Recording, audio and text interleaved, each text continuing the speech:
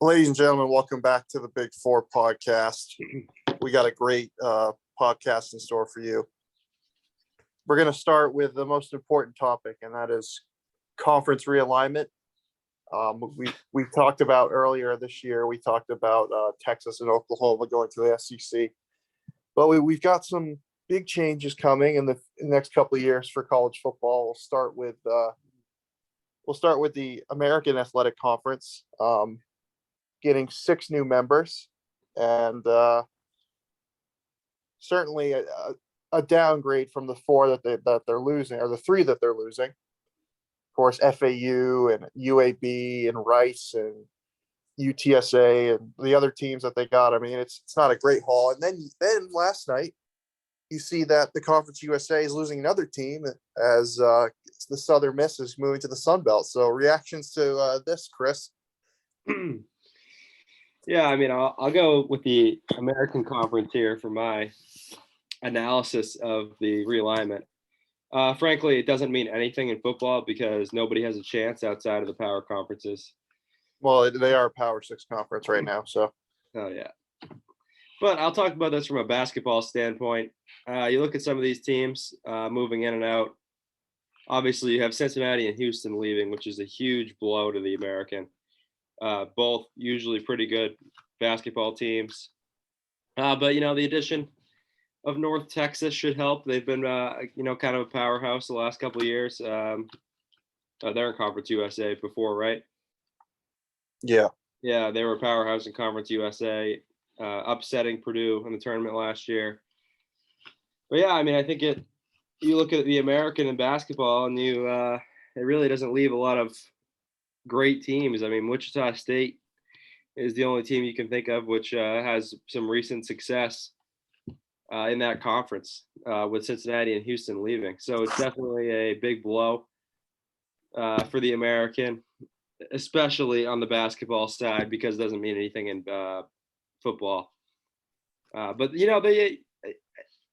I think they'll be able to bounce back. I think the Texas San Antonio, that's an up and coming athletic program. UAB, same thing. So I think some of these schools will be there at some point to be competing with some of these American schools in basketball, like Wichita State. But right now, when they join the conference in a couple of years, it's going to be a tough start for the American.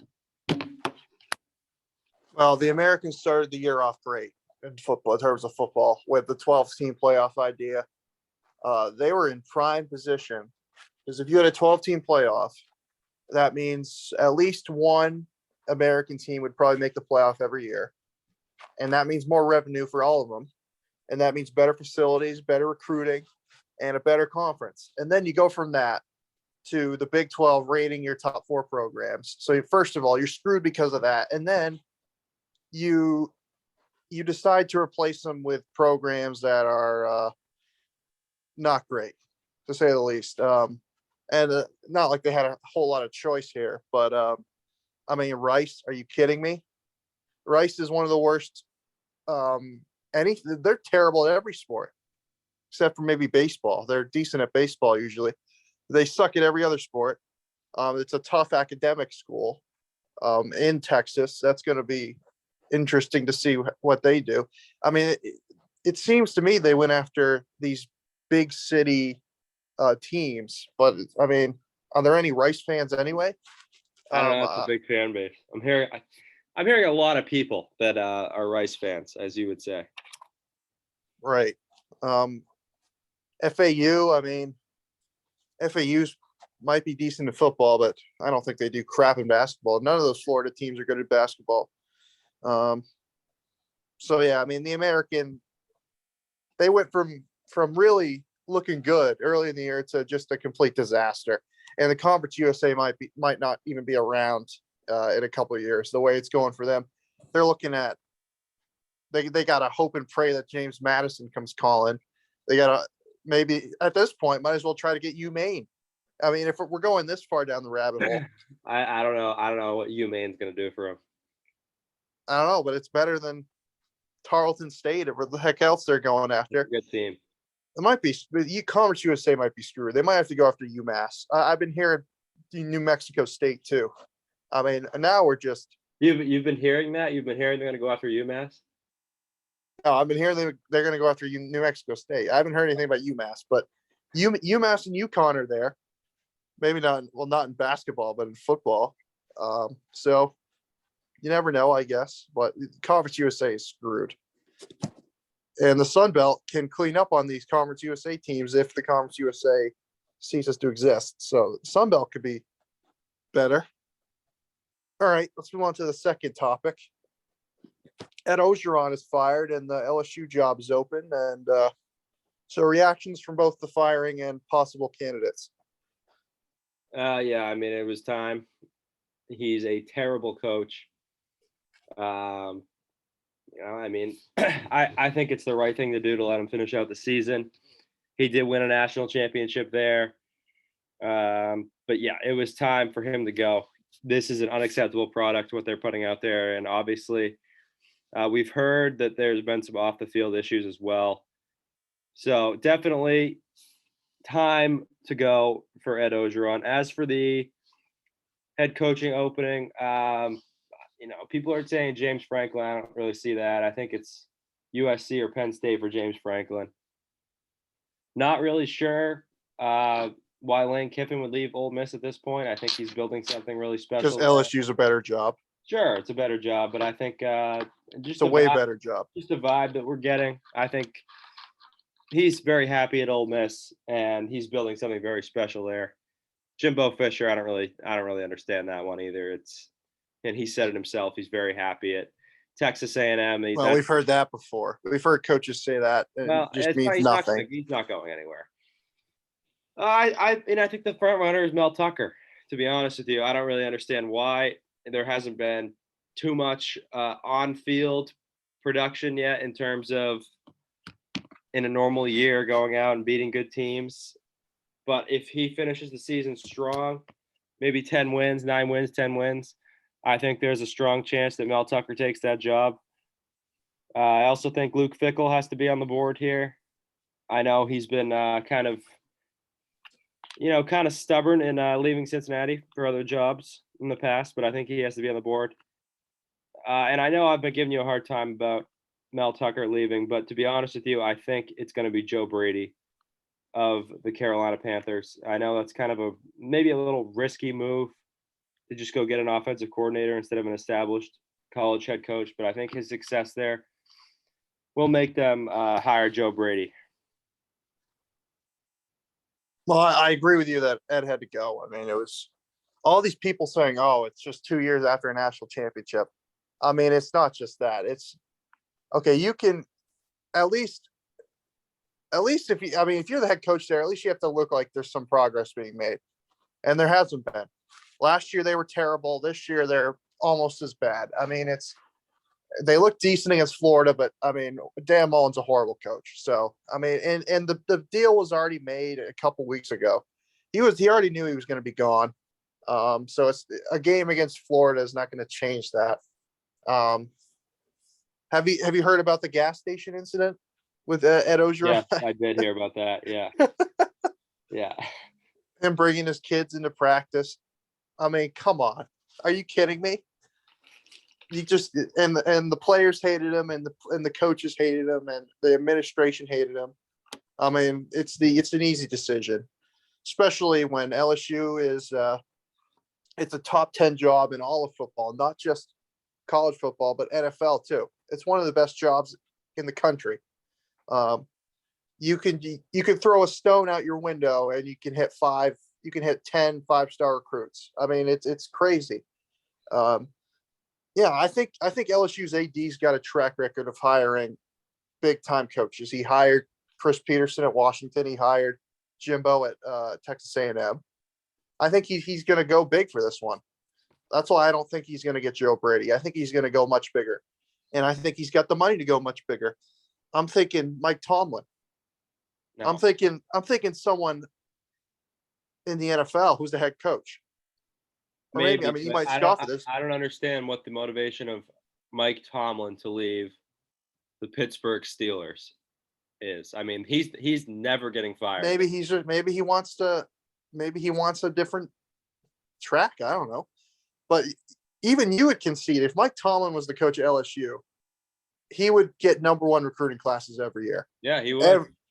He would be a great college coach. I don't think he's a great NFL coach, but I think he'd be a great college coach. He would be a perfect fit at LSU, but I don't understand what his motivation would be to leave the Steelers to go to LSU. Well, his motivation would be, I want to do something different, and I can make just as much money or possibly even more money, and I can recruit, get my own guys. It's basically my program now. He's coaching at the highest level of football with probably the most historic organization in the NFL. I don't understand why. Maybe he doesn't want to go through a rebuild because right now it's not really looking like they're going to do much. They're never going to rebuild. They're one of those teams that's never going to rebuild.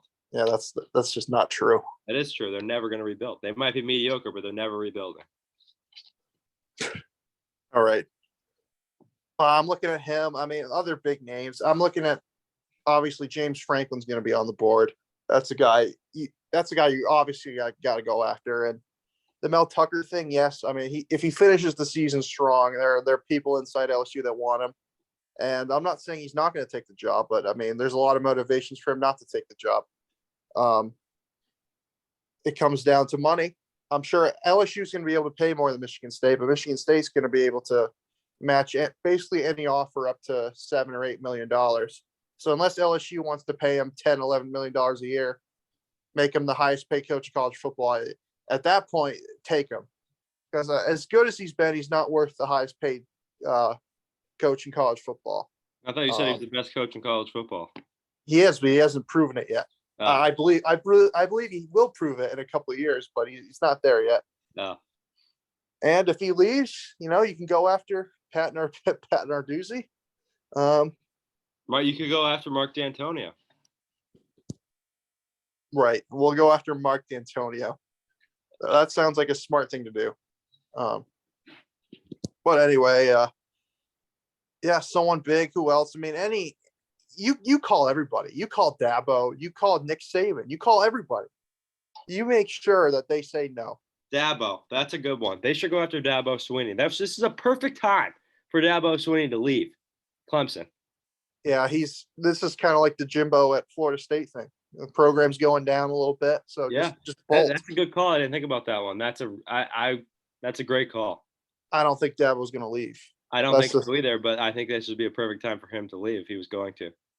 Mario Cristobal. I give Mario Cristobal a call. No. Why would they call him? He's a terrible coach. But he's a great recruiter.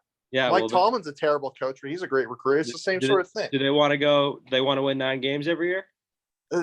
Give me a break. Georgia wins 12 games a year, and their coach isn't very good on Saturdays. Well, Mario Cristobal consistently, I mean, it's not even close, has the best recruiting classes in the Pac-12, and he can't even win the Pac-12. Yeah, because his quarterbacks have sucked. Actually, he wins a Pac-12 every year, but last year it didn't count because they shouldn't have even been there because Washington got COVID. Yeah, Washington has proven this year that they didn't even deserve to be in the championship game last year. They're a good team. Got the win last night.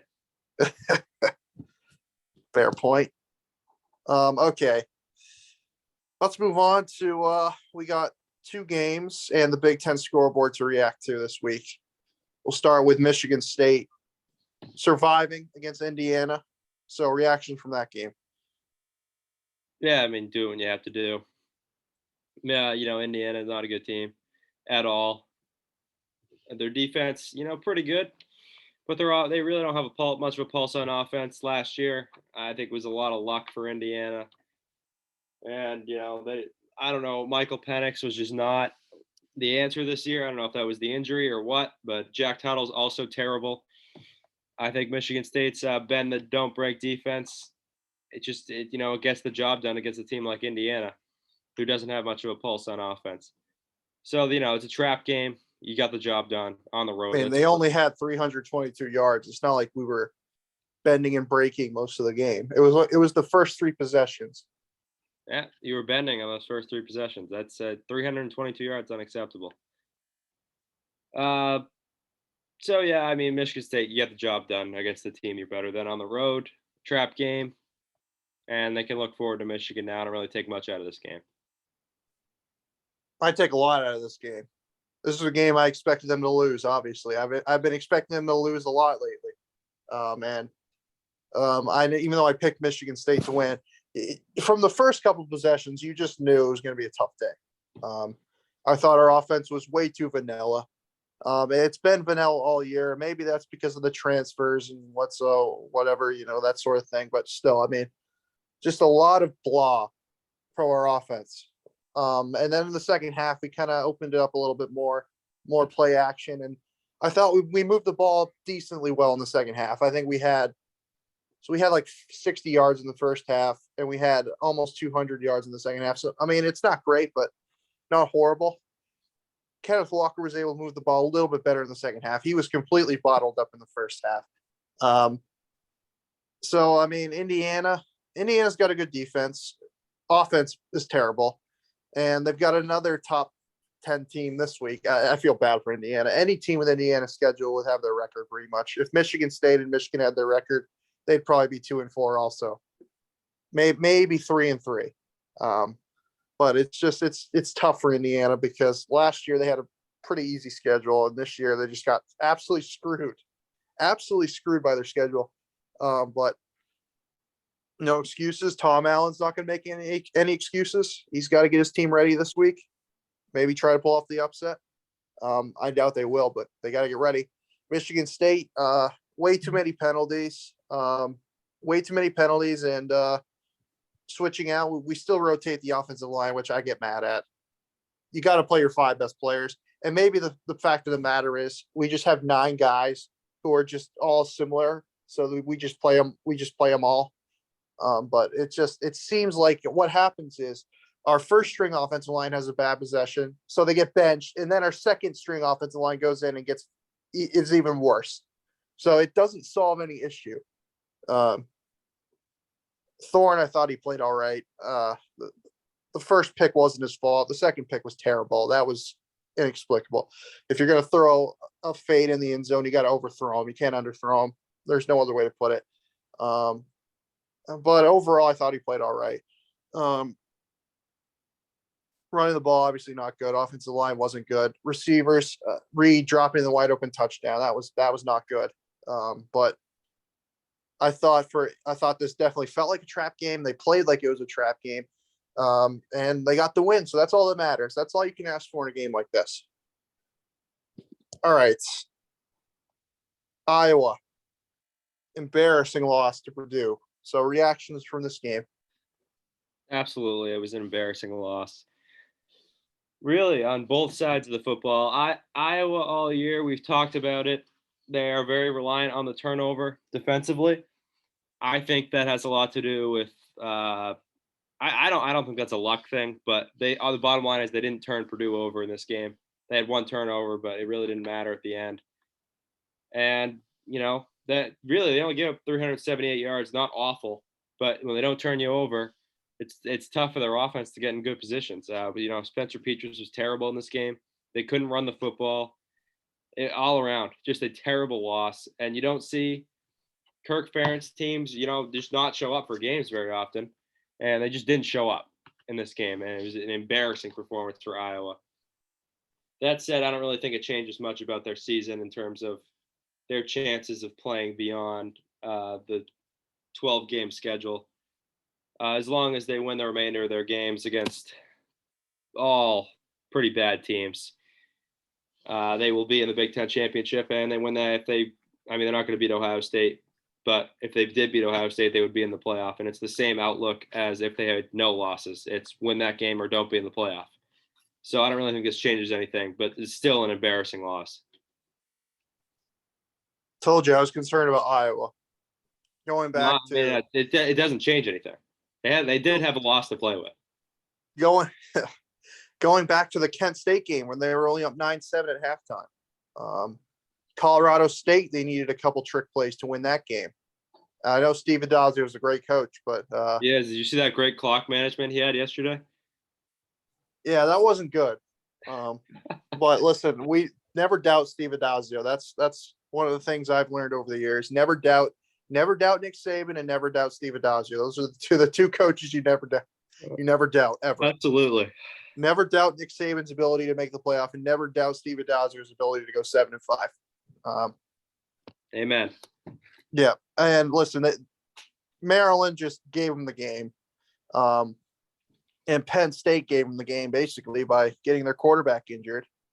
So I mean, they're not very good. They're just not a good football team. There's no other way to put it. They're just not very good. Their defense is good, but it got exposed. They get exposed against teams like Purdue every year. They've lost to Purdue 3 straight games. They don't know how to cover David Bell. Their defense is weird. They play way off receivers on third down, giving the opposing quarterback wide open throws in the intermediates. What Iowa tries to do is they try to bait you to throw deep, and then they pick it off.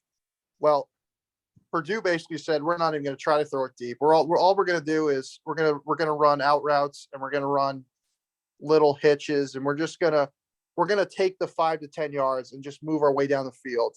And Iowa's defense gambles that you're not going to be able to do that. It's kind of similar to what Michigan State does, but Iowa plays a lot more soft than Michigan State does. And usually it's worked all year long, but Purdue, Jeff Brom had a great game plan. But still, 24 points is you give up 24 points, you should still win the game. I mean, Yeah, this is Purdue, college football in 2021. You should still win the game. They couldn't run the ball. I mean, Iowa has to be able to run the ball. They haven't been able to run the ball all year. They could not run it at all. I mean, nothing. They haven't been able to run the ball all year. Purdue's defense is good. They got their defense. Their front seven's one of the best in the country. They got an NFL first round pick.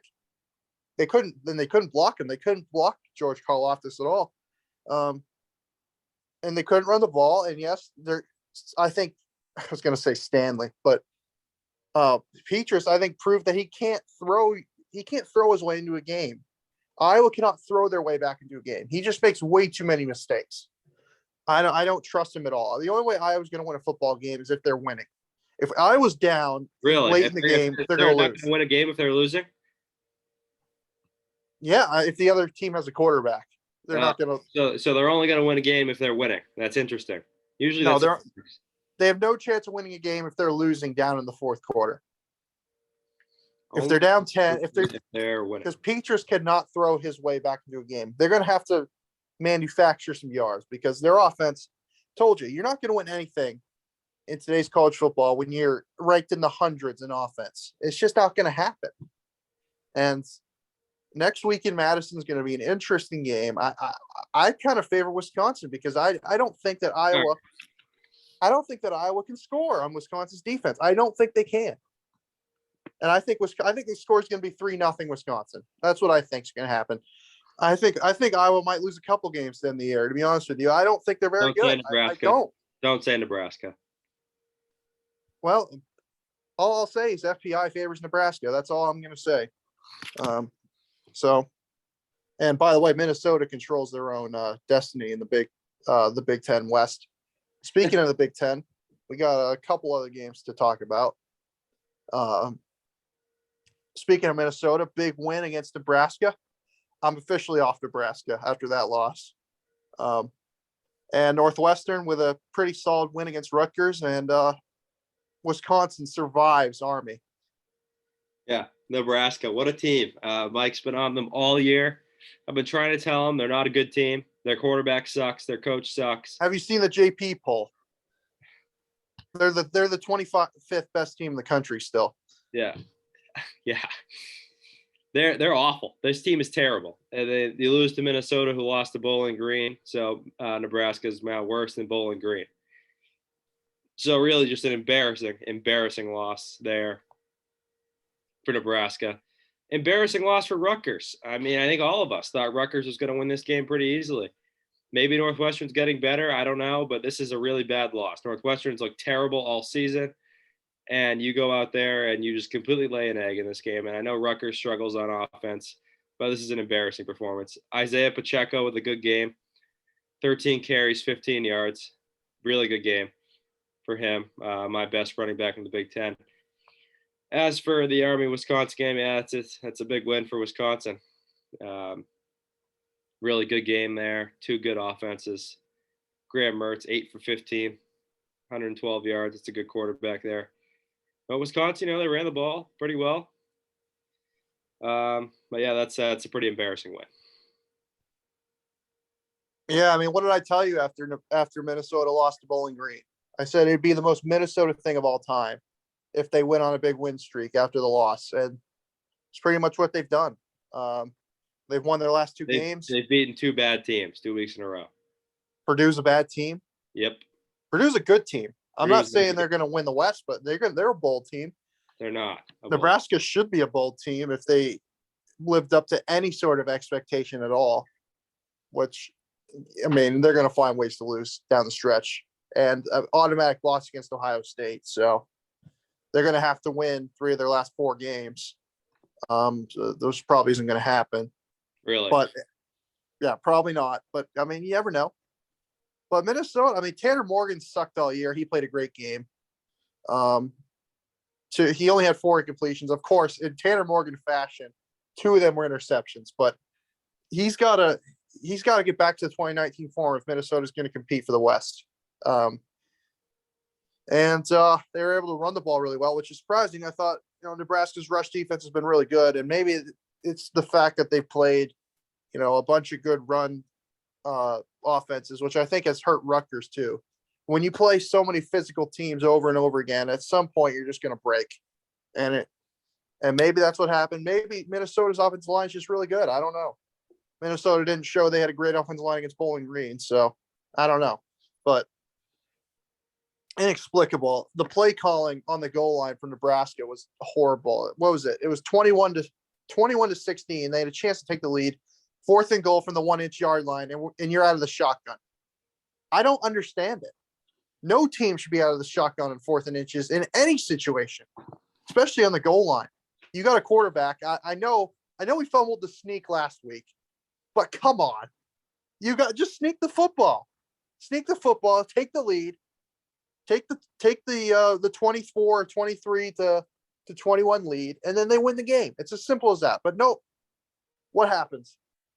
Minnesota gets it. The guy trips. All of a sudden, Minnesota gets the ball, and then you get a safety, and then the game's over. I mean, it's as simple as that. Embarrassing loss for Nebraska. There's no other way to put it. Northwestern's getting better, and Rutgers has had a brutal stretch. I'm not shocked that they lost the way they did. You play Michigan, Ohio State, Michigan State 3 weeks in a row, and then no bye week, and then you play still a pretty physical Northwestern team. I think they were pretty broken, to be honest with you. They were pretty broken coming into this game, and they pretty much proved that. So that was a tough loss, but it was a good win for Northwestern. They always seem to win these games you don't expect them to win. And then, not good. Not a good win for Wisconsin, but no other way to put it. All right, we haven't talked about this, but what is your game to talk about this week? Well, I was going to talk about Boston College, but they lost. And I'd like to take this opportunity to say I'm officially off Boston College. So, yeah.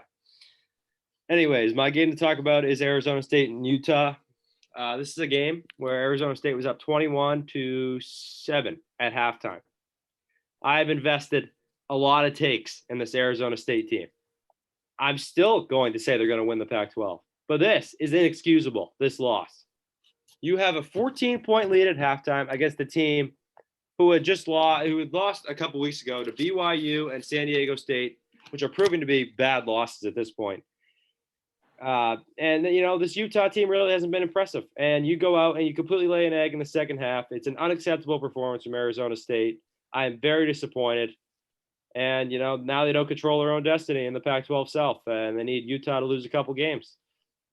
Don't worry. Oregon State's got you this week. Yeah, that's right. Is that going to happen? Probably. Utah does not have an easy Pac-12 schedule the rest of the way. At Oregon State this week, they have UCLA, at Stanford. They have to play Oregon still. So, I think Arizona State still wins the South. But this is still an embarrassing performance, and I'm very disappointed. I want to talk about a team that I'm all over now. A team that I said was going to struggle this year because of the law of averages, but I'm back on the bandwagon. I'm back on the Iowa State bandwagon. Oh, really? Finally. Yes, I mean, they lose to Iowa because they turned the ball over and they choked. No other way to put it. And Baylor, that was just a tough loss. That was a game they should have had. They severely my goodness, they outgained Baylor by 200 yards and lost. You don't see that. What happened? Was it turnovers? No, it wasn't even turnovers. Not sure what happened. Law of averages. Law of averages, yes. Law of averages. They should have won the game against Baylor. Iowa State, I think, is the clear in terms of how good a team is. I think Iowa State is clearly the second best team in the Big 12. And you could say Oklahoma State, but why is Iowa State? Today. We'll see today. Why is Iowa State favored by 7 against a top 10 team? Because I think they're better, and I think they'll win today. Spoiler alert. But I think they have a good chance. I don't think they'll beat Oklahoma, but I think they got a good chance of winning every single one of their games. I mean, they got Texas at home. They should win that game. Oklahoma State's a very winnable game. I don't think Oklahoma State's that great. West Virginia, they suck, even though I thought they'd be good, but they suck. TCU, Texas Tech, and then they always give Oklahoma fits. That's going to be, I think, it's going to be a tough game. They should be in the Big 12 championship. Yeah, the problem is Baylor's the team you got to worry about. Baylor does not have an easy schedule. They still have to play Oklahoma. They have Texas next week. I think Texas is going to beat them. You got to hope that Texas beats Baylor. They're at TCU. They're at Kansas State. I mean, they got some tough games left. Yeah, I don't think Kansas State's that great, but go on the road. That's a tough environment. That's a fair point. Tough environment. And they have to play Texas Tech at home. That's a tough game. I like Iowa State. I think good chance they'll definitely finish 9-3, and they could finish 10-2. But if you lose to Oklahoma, that's 2 conference losses. You got to hope that Baylor hasn't lost a conference game yet. Have they? No, they lost one. Who they lose to? But Oklahoma State. That's right. So they got to lose twice more to end the year. Yeah, twice more, because that would give Iowa State 2 conference losses and Baylor 3. And that would give them the tiebreaker. And then you beat Oklahoma State, that gives you the tiebreaker. So this is a big week for Iowa State. They got to win this game. And then if they hope Baylor kind of lose a little steam in the season, then they're in the Big 12 championship game. And who knows, maybe a chance at the playoff. You never know how this stuff works at the end of the year. All right. Who knows? Georgia might lose a couple games in the All right. Let's move on. All right. Okay. So let's talk a little bit about the matchup on October 30th. I know it's a week out, but had to put this in here because Michigan State already won, and so a lot of pressure on Michigan this week. But you want to do a little early preview of that game? It's because it's such a big game. Yeah, I mean, Michigan, as a Michigan fan, I'm solely focused on Northwestern right now. But just for the purpose of the podcast, I'll do a little preview here. The Big Four podcast will be in attendance at this game. That's a big storyline here. Has to be. Well, 2 of the 3. 2 of the 3. Well, yeah, 2 of the 4. So, yeah, I mean, I think Michigan is a better team here. I think our offense is getting better week by week. We'll see what happens today. Northwestern is improving, so it's kind of a little bit of a trap game, but we'll see what happens today. We should take care of business today fairly easily, but maybe a little sleep, maybe a sleep in the second half, like against Rutgers. But yeah, I mean, I think our passing game's improving week to week. Our running game's obviously been tough to stop all season. I think Michigan State's bend but don't break defense has not really been tested yet against a good team. And I think you can say the same thing for Michigan. I don't think they've really been tested by a good team yet either. We saw what happened against Nebraska. Their defense kind of got torched in that third quarter.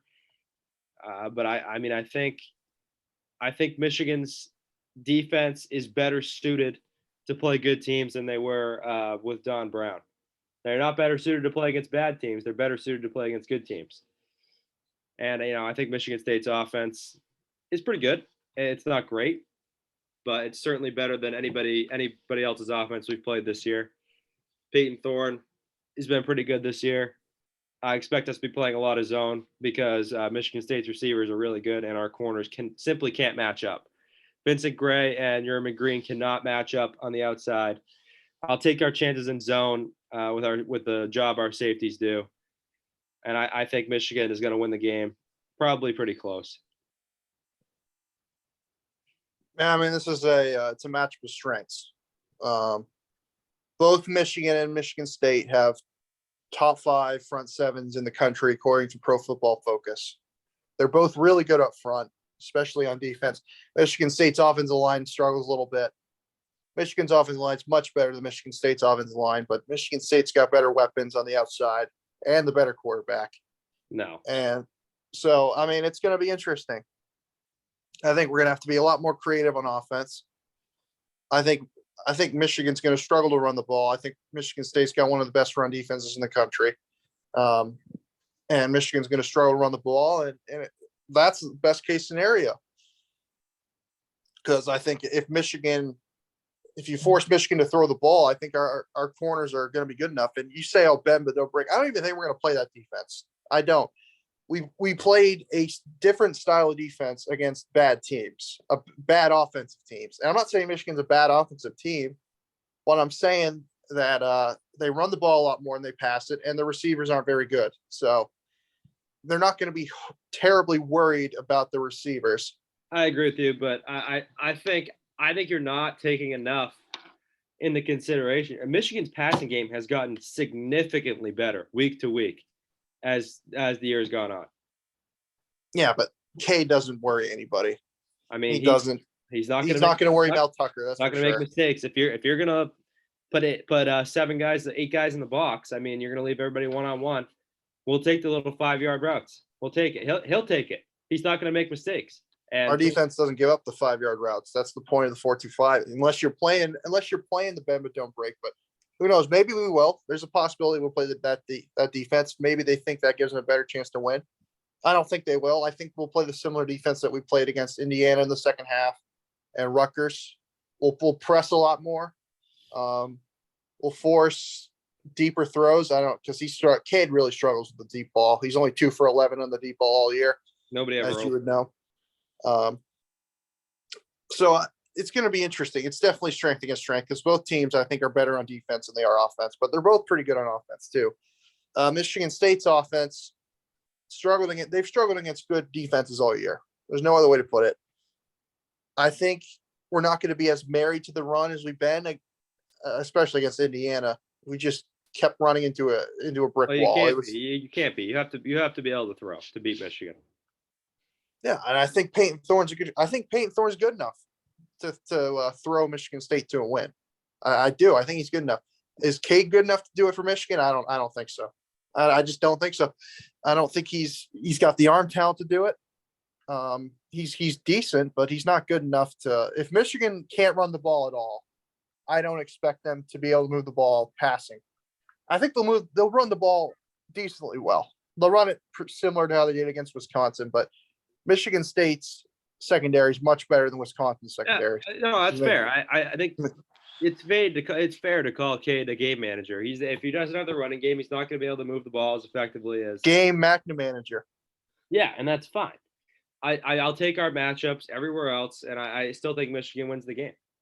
I think we'll be able, we'll get a couple turnovers here and there, and stuff like that will happen. I think Michigan's a better team too, but that doesn't seem to matter in this rivalry. Michigan's a better team every year, and they lose every year. So yeah, that is true. Look at last year. Yeah, Michigan State was better. Who was 24-point favorites last year? Who was better by the end of the year? And who was better? And who won the game? Who was better by the end of the year? Being underdogs. Who was better by the end of the year? Well, they were ranked 13th in the country that time. We broke them. Michigan would have went undefeated if they beat us. Oh, yeah, they probably would have been, yeah. Yeah, we broke them. Yeah. It's going to be a fun game. I think it's going to be a close game. I've seen predictions of Michigan State winning by 3 touchdowns. I've seen predictions of Michigan winning by 4 touchdowns, 3 touchdowns. You have not. I've seen close game predictions. I've seen a lot of things. Yeah, I've seen it. You've seen it all, as always. Now, it was a Michigan State grad who predicted it, but shocker. I think if it's a blowout, I think it's Michigan State's side. if it's a close game, because I don't think Michigan's able to blow you out. No, I don't agree with that. I do think it's going to be close, but I think if it's a blow, it's going to be Michigan. I think Michigan State, like, they're one of those teams that is really overachieving so far this season. They're not as talented as some of these other top 10 teams. And they're like, I don't know how good Michigan is. That's the thing. If Michigan is a real top 10 team and they go out and play as good as they can, then I think they can blow out Michigan State. Well, depends on what your definition of a blowout is. 14. I don't think Michigan can win by more than 14 or 21 points. Maybe you could say 21's a blowout, but 14, because all Michigan does is run the ball. And unless they somehow figure out the passing game a little bit more, I know they've been passing it a little bit better, but good in the last couple of weeks. I wouldn't say good. It's been okay. It was good against Nebraska, very good against Nebraska. Yeah, especially that pick late in the game was great. One interception. You're like gonna harp on that interception for like the rest of his career. He's thrown one pick in his entire college career. Because that was the worst interception I've ever seen. Well, anyway, that's not the point. The point is it's going to be a close game probably. Michigan State always has the emotional edge in the game. So if the rosters are even remotely similar, usually Michigan State has the advantage. But I don't know. We'll see. It's always Michigan State could have some mistakes. Michigan could have some mistakes. Yeah, that's another thing. Michigan, so far this year, they do not turn the ball over. So if Michigan State makes mistakes, Michigan's not going to give them back to you. No, we don't turn the ball over either. So well, Peyton Thorne's been very lazy with the football. Yeah, he has 4 interceptions, and 1 was a hand punt. 2 are not his fault, and only one on the season has been his fault. So he has as many interceptions that are his fault as Cade McNamara does this year. So he's been very lazy with the football. He has not been lazy with the football. That's been very lazy. I think Michigan State. Listen, it's going to be a fun game. The law of averages says that Michigan's going to turn the ball over against Michigan State 4 or 5 times. So that's what I'm hoping. Hoping it's an Iowa State type game, and Michigan turns the ball over 5 times. We win. We go out. We win 49-14. That's my official prediction. All right. So we'll talk a little bit here about Power 5. Just rattle off your Power 5 conference championship games and who's going to win. Okay, Pac-12, I'll take Arizona State over Oregon. I'm just going to stick with ASU. I can't go off that now. Big 12, Oklahoma over Iowa State. ACC, great conference here this year. Really competitive conference. I'm going to take I'll take Pittsburgh. I'll take Pittsburgh over Wake Forest in the ACC championship game. I think Wake Forest gets it done against Clemson later on in the year and punches their ticket to the championship. SEC,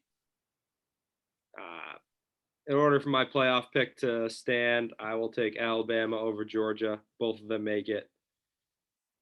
And in the Big Ten, Ohio State over Iowa. Pac-12.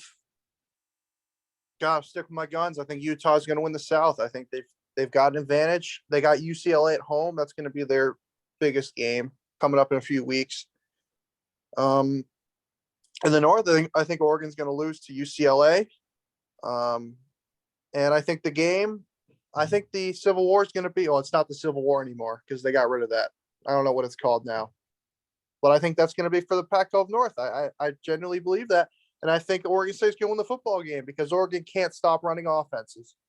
I think it's going to be Oregon State and Utah. It's going to be a rematch, and I think Utah's going to win. State. Yeah, I'm taking Oregon State in the North. And I believe it. Pac-12? Yeah, I'm going to take Utah to win the Pac-12. I don't think Oregon State's going to beat them. I think Utah's a better team. But okay, I think so that is saying Utah is the best team in the Pac-12. So who's Utah play? Oh, Utah's going to lose to Oregon State tonight then. Yeah, I think they'll lose tonight, but I think that every time on a neutral field, I think Utah's every better. time you say a team's the best team in the Big 12 and the Pac-12, they lose. So tonight's the night for Utah. Okay, good. Utah's the best team in the Pac-12. I hope they lose. Yeah, great. All right.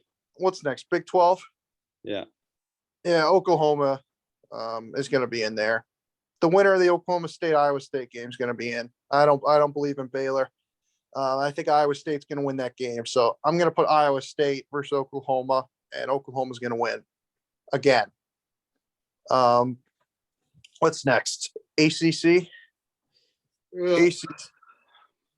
We got such a weird conference.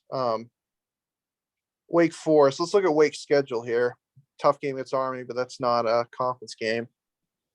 Might be that NC State Wake Forest game for the Coastal, the way it's going right now, or the Atlantic.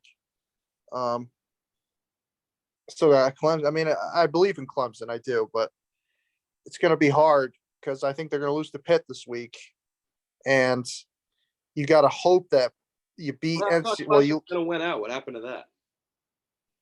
Well, I didn't realize they had Pittsburgh on their schedule. I think they'll win every other game, probably. Yeah. Okay. They got Wake at home. Yeah, I mean, Clemson has 2 losses. Wake. Yeah, I can't pick Clemson because I just think the road's too hard right now. If they have 2 conference losses, and NC State's got none, Wake's got none right now, and NC State has the advantage over Clemson because they beat them. So, but I'm going to say Wake. I'm going to say Wake against Pittsburgh. I think Pittsburgh's, even though they've only played 2 conference games, they are as close to clinching the division as anybody right now. They got a 2-game lead, which is embarrassing. That division is a joke. How many times have we heard, oh, if only Clemson, if Clemson had a down year, what team would rise up and be good? Oh, North Carolina would rise up and be good. Nope, they suck. Miami would rise up and be good. No, they suck. It's embarrassing, especially North Carolina. That's incredibly embarrassing. This was their year, and they completely fucked it up. All right, SEC. Georgia, obviously, they got basically a 2-game lead there. And Alabama's going to win. Alabama's going to win their side, and Georgia's going to beat them. And Pittsburgh's going to win the ACC, by the way. Big Ten, Ohio State, obviously. I guess we still got to see them against good competition, but I believe they're back. In the West, I got watch out for Wisconsin. That's all I'll say. Watch out for Wisconsin. I don't think I'm going to take them because their offense sucks, but I'm going to go with Minnesota, even though they got a tough schedule. I'm going to go with Minnesota. Kidding me? I don't believe in Iowa. I don't. Do you think Minnesota's going to beat Iowa on the road next week? No, but Iowa could lose 2 more times. Oh yeah, because I'm sure they're going to be losing to all these tough teams here. They could lose to Wisconsin and Nebraska, and all of a sudden Minnesota's in. Okay, I'm off Nebraska. I think Nebraska can win that 1 game. Yeah, okay, that's ridiculous. Nebraska always plays Iowa close every year. Okay. So we'll talk about the just state your updated playoff prediction. Alabama, Georgia, Oklahoma, Ohio State. I got Georgia, Oklahoma, Ohio State, and then I got Cincinnati because I don't think Alabama's going to beat Georgia. I wouldn't be shocked if they did. But even if they did, Cincinnati still got a pretty good argument. But they got a tough game against SMU coming up in a couple weeks, so that'll be interesting to see. Look out for Ole Miss. No, Ole Miss is done. Well, they have a very good chance to win the rest of their games. Nope, no chance. Well, if you look at their schedule, they do. Nope. All right. Let's go to so the big 3 that are playing in the East this week. We'll talk about their games a little bit. Michigan hosts Northwestern, Ohio State at Indiana tonight. And that'll be all red, but not Indiana red. That'll be all Ohio State fans. Penn State against Illinois. So any reactions from these games? What's going to happen? Penn State should blast Illinois. I think Brett Bielema agrees with that prediction, considering his thoughts on his own roster. Good press conference there if you haven't seen that. As for Ohio State, Indiana, that should be an easy game for Ohio State, probably a 50-point win. And Michigan game, yeah, I think Michigan, this is going to be similar to Rutgers. I think we'll go up big in the first half, kind of fall asleep in the second half, and it'll end up being about a 10-point win. Even though, Michigan State's just little brother for us, I still think we're looking ahead to that because that's a top 10 game next week. So I expect us to fall asleep in the second half and win by, 10 to 13 points here. Listen, I love the fact that Michigan treats us as a little brother because we beat them every year. They don't act like we're a rival. That's fine. We'll keep beating them every year. I love Michigan State fans who actually care that they don't care. That's a good thing. It's a good thing. I mean, we don't care about the rivalry in basketball, so it's the same sort of way here in football. Yeah, Michigan, that's going to be tough. I think it's going to be a close game. I really do. I think Northwestern's playing a lot better. I think Michigan's looking ahead. And I think it'll be a 27-24 type game. And I think Michigan will pull it off at the end, but it's going to be a last-second field goal, and it's going to be a really hard game mentally for a lot of Michigan fans. Northwestern's probably going to take a 24-0 lead in the first half. Michigan's going to storm back and win the game. That's what happened a couple of years ago. I can't remember who we were playing the next week, but we went to Evanston, and we got down. Yeah, and the refs absolutely gave you the game. I remember that. Well, no, Shea Patterson let us back. No, they gave you the game. I remember the game. I remember it. I do. The blue wall media infiltrating the ref room at halftime.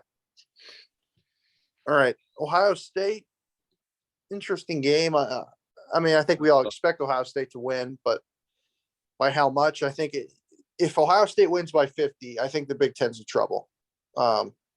If they win by 10, if it's a close game, if Indiana's defense plays well, if they're able to move the ball a little bit, then that gives other Big Ten teams some hope. So we'll see. And Penn State, the reason why I put this game on here was because of Brett Bielema just coming out straight up said his roster sucks, which is hilarious. No, the fact he has the balls to say that, I gotta give him credit for that. I don't think any other coach would have the balls. I know Mel Tucker kind of said that last year. He kind of said that there are going to be a lot of changes in the offseason. He didn't come out and outright say my roster sucks. So I expect Illinois to use the transfer portal a lot this coming off season. But this is an interesting game because Penn State, we don't know if Sean Clifford's going to play. I don't know if that's been what? Still not an interesting game.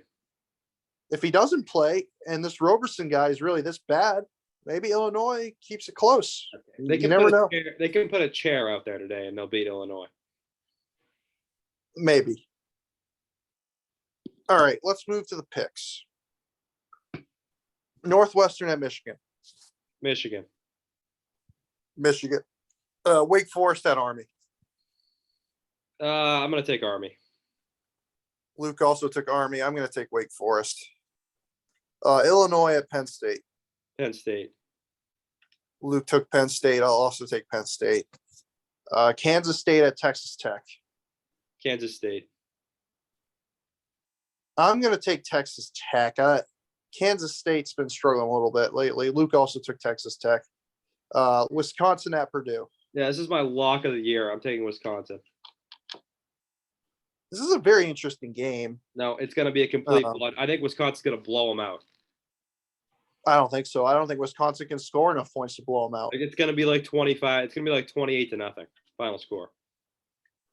Purdue's got it's got a good defense, got a good rush defense, and they got a decent offense. It's going to be close. I'm going to go Wisconsin, just because I want this division to be as chaotic as possible. All right, Clemson at Pitt. Pitt also. Luke also took Pittsburgh. Oklahoma State at Iowa State. Iowa State. Luke taking Oklahoma State. That's an interesting pick there. Maryland at Minnesota. Maryland. Yeah, Minnesota will win easily. Maryland, you see another one of their top receivers are out for the year. Once again, they're a dynamic team. It doesn't matter. Very dynamic team. Yeah, their defense blows and their quarterback blows. Minnesota's going to it'll probably be close because Minnesota plays every team close, but I think they'll win. All right. Or Colorado at Cal. Oh, what a game here. I'll take Cal. Yeah, Colorado big win against Arizona last week. That's a good team. I'm going to take Cal also. I just think Colorado's horrible. Oregon at UCLA. Oregon. I will take UCLA. I think UCLA is a bad matchup for Oregon. They can run the ball and they can stop the run, and Anthony Brown can't throw. So I'm going to take UCLA. BYU at Washington State. BYU. Washington State doesn't have a coach. Yeah, this is one of those. Yeah, but watch out for this game because well, we saw it with USC when they lost their coach. They came out and they won a game they weren't supposed to win against Washington State. And BYU is also just better than Washington State. So I don't know, Washington State's had a couple big wins lately. I'm gonna take Washington State. Give me what? I think BYU's. What have they lost? They've lost 2 straight games. I think their season's kind of going downhill a little bit. All right, BC at Louisville. yeah, I'm off BC, but I'm taking them in this game. Yeah, Louisville. Tennessee at Alabama. That's a good game. I'll take Alabama. Well, it's a rivalry game, so we had to pick it. I'll take Alabama also. San Diego State at Air Force.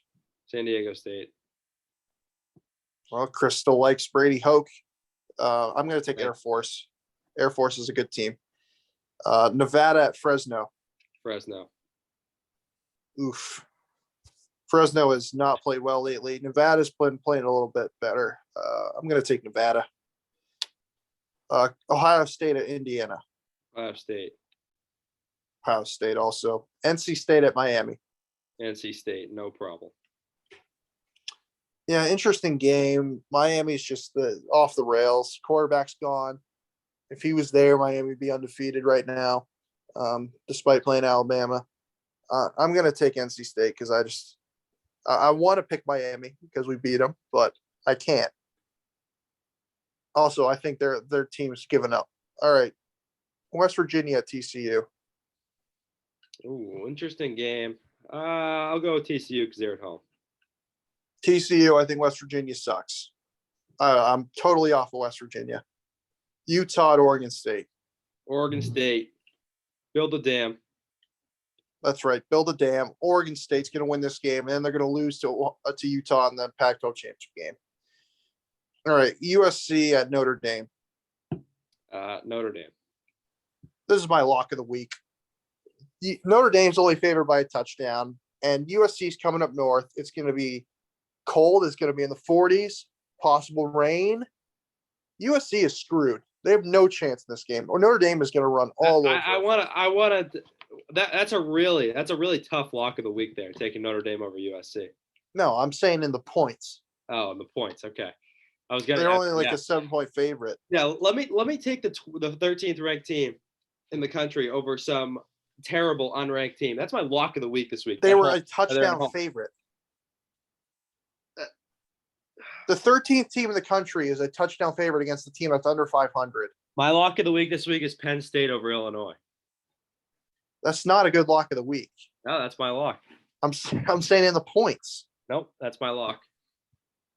Okay, my lock of the week is I don't Jesus. All right. In the Ohio picks, State over Indiana. That's my lock of the week. Okay. My lock of the week is Northwestern over Michigan. Okay, fair enough. All right, let's go to the pick standings here. Luke, 10 games above me now. I had a really bad week. I went 10-12. He went 13-9. Chris went 12-10.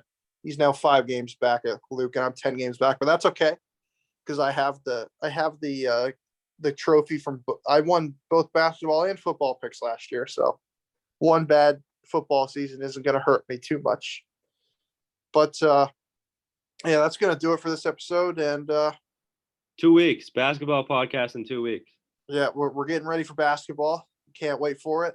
Yeah, Mike's fired Actually, up. I couldn't care less about basketball this year because my team blows. But I'm sure Michigan fans are happy. Ohio State fans are happy. Just so I'm going to put the paper bag over my head already. So bad we're going to be this year. But anyway, we will see you next week for another football podcast.